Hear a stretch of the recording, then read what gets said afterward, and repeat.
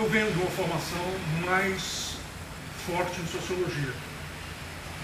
Portanto, sabemos como é difícil essa questão de conceitos, de mensuração, sobretudo no caso de uma classe média. Utilizamos, portanto, várias medidas. Utilizamos medidas de renda, exatamente as classes econômicas do Marcelo. Nos pareceu que o conceito que ele desenvolveu ao longo dos anos, tendo como referência fundamental o nível de pobreza, era o mais adequado. Ele reflete bastante bem todo o processo de mobilidade econômica e, ao mesmo tempo, você tem diferenças absolutas, que é o que nos interessa para seguir o processo no tempo, sobretudo num país, um único país. Mas medimos também por educação, medimos por ocupação, e a ocupação nós medimos utilizando um índice de status ocupacional que foi desenvolvido sobre um sistema de códigos ocupacionais desenvolvidos pela Fundação IBGE. E, portanto, que é o Código Brasileiro de Ocupações. Então, cobre todas as ocupações que aparecem no censo e que aparecem nas PNADs na PME. Portanto, a gente pode transitar sobre todas essas bases de dados com facilidade. Ele também foi utilizado em dois trabalhos clássicos sobre mobilidade intergeracional no Brasil, que são os estudos do José Pastore e do Nelson Vale Silva. Portanto, é uma escala bastante testada. Pois bem, finalmente, medimos também pelo índice de consumo, que o nível de consumo, melhor dito, a medida que é adotada pela Associação Brasileira de Empresas de Pesquisa de Mercado, são as famosas classes A, B, C, D e E. É preciso lembrar o seguinte, essa classificação por níveis de consumo, ela tem um componente educacional. A educação do dono da casa entra. E ela tem, digamos, o inventário de ativos inclui também empregada doméstica. Portanto, é um pouco se tratar com um certo cuidado essa classificação. E, finalmente, autopercepção de classe. Então, eu começaria indicando o seguinte, eu abri aqui um gráfico da pesquisa que me parece relevante para a discussão, e que ele é o seguinte.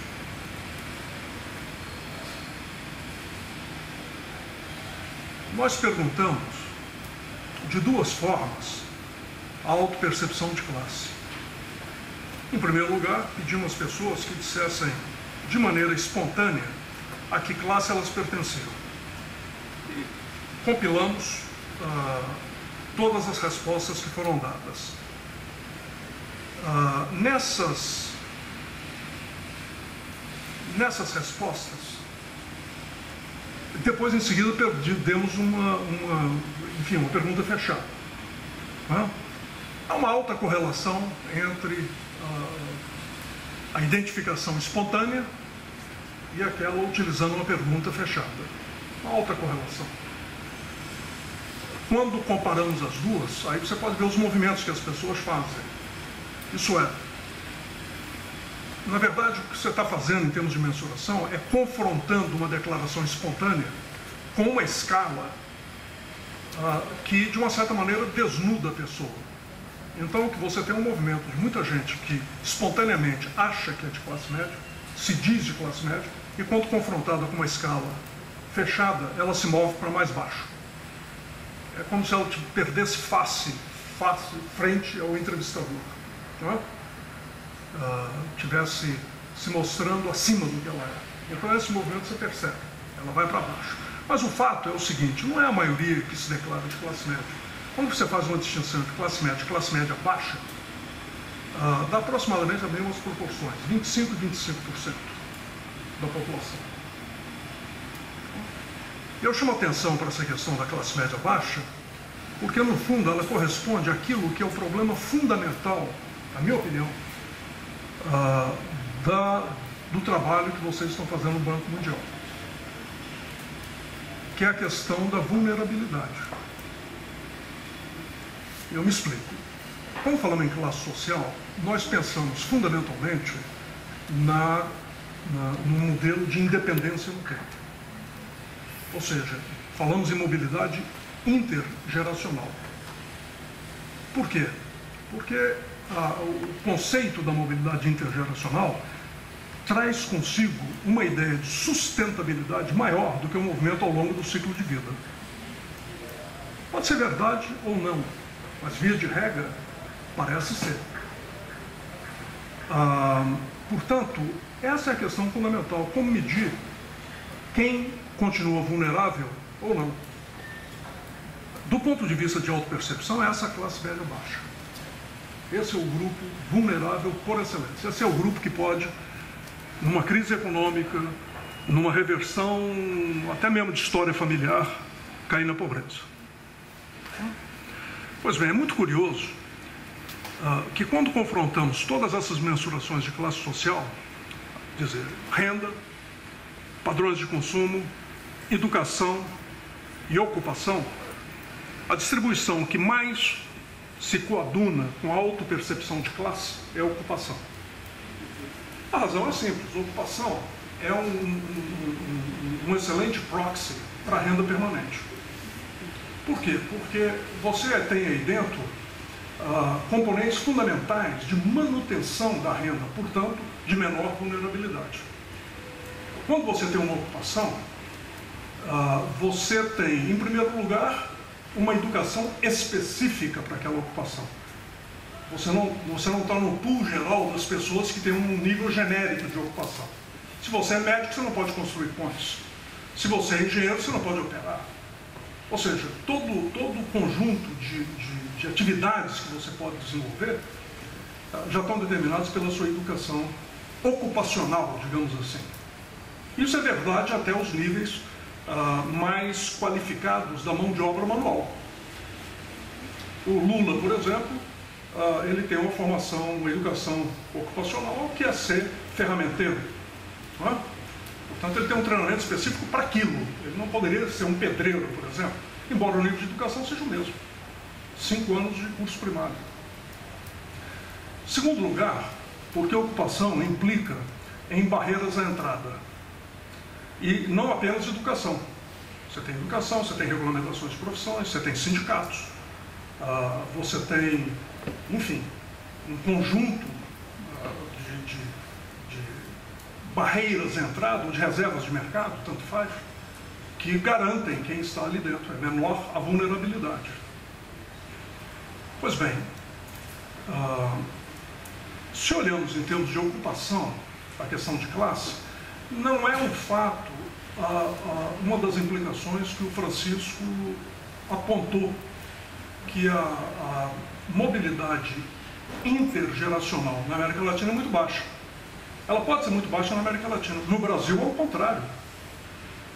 No Brasil, o estudo que José Pastore e Nelson do Vale Silva fizeram, confrontando duas PNADs, portanto, duas pesquisas de amostras nacionais com cerca de 500 mil de entrevistados. Porque é uma pergunta sobre todo o domicílio, cerca de 500 mil. Em 1973 e novamente em 2001, se não me engano,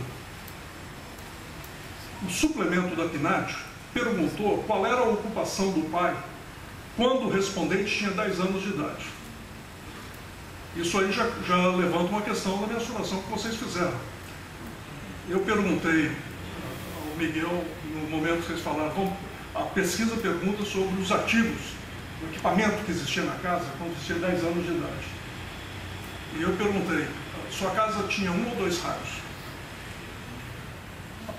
A probabilidade de lembrar, você pode lembrar que tinha rádio, você jamais vai lembrar o número de rádios, mas esse é crucial para você utilizar a escala de padrões de consumo.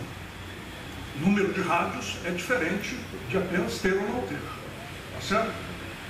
Nós já temos uma dificuldade enorme com o respondente lembrar o que o pai fazia quando ele tinha 10 anos de idade. Nós utilizamos várias perguntas. Seu pai trabalhava no campo ou na cidade? Seu pai era dono, era proprietário ou não? descreva nas suas palavras o que ele fazia e depois codificamos. E é difícil, as pessoas com 10 anos de idade têm uma ideia muito... A não ser, digamos, na classe média tradicional, porque aí são profissões, aí é diferente. O pai é médico, é engenheiro, é advogado, é banqueiro, são profissões. Aí a memória é mais fácil. Para baixo é muito difícil. De qualquer sorte, eu tendo a crer que é uma medida, é o que temos. É o que temos. É uma medida que tem seus erros de mensuração, mas o que ela mostra é o seguinte: se pegarmos as gerações no Brasil desde 1940, os cortes de 1940 para cá, aproximadamente um quarto do que você poderia chamar a elite brasileira, os ricos brasileiros, vem de famílias onde os pais eram trabalhadores braçais, rurais e analfabetos. Portanto, isso é um nível de mobilidade social enorme. Eu chamo a atenção disso porque quem sabe lançar mão de medidas além da renda possam ajudar a elucidar essa questão. Também achei muito interessante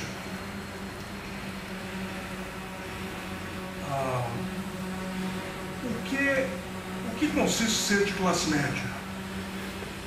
Que na percepção popular é ser classe média. Isso nós perguntamos no survey. São 3 as respostas.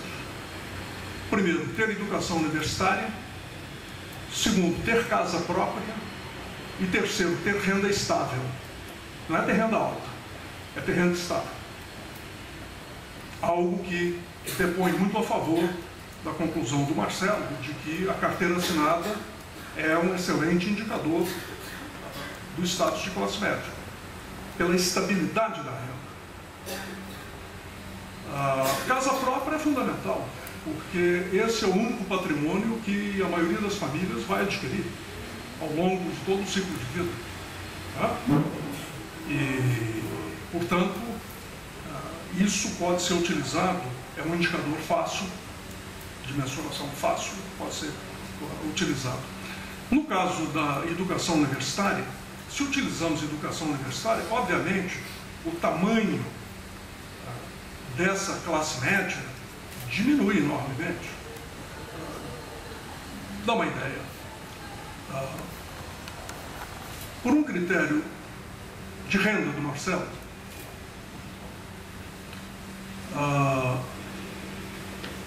apenas 3% daqueles que estão no grupo mais alto que ele define, que é o grupo A, a classe A, tem 3%.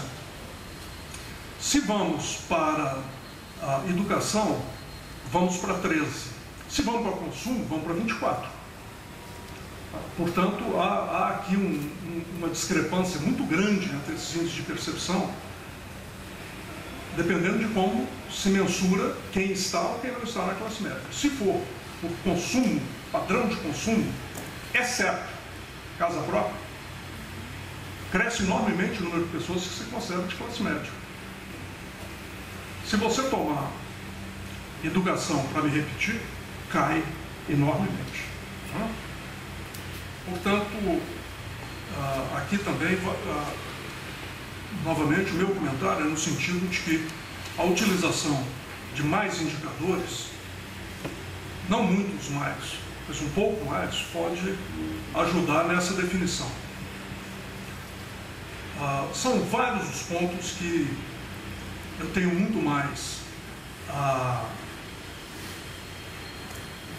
cumprimentar vocês pelo enorme esforço metodológico do que criticá-los.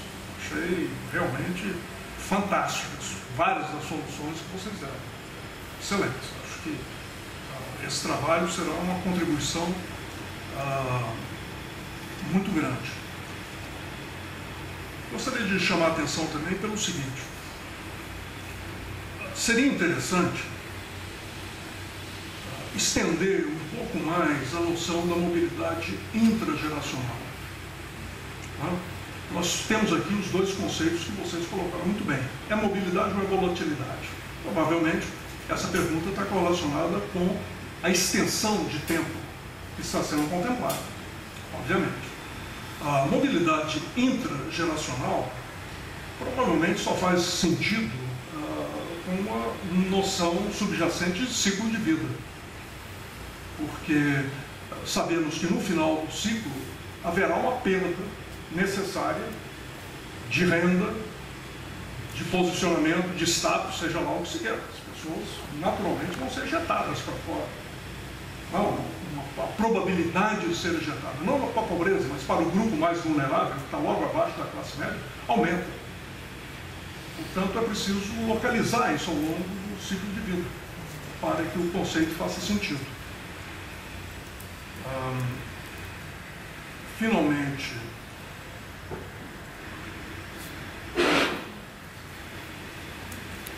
eu acho uma pergunta que é muito interessante, eu não tenho a resposta, eu tenho apenas o interesse nela.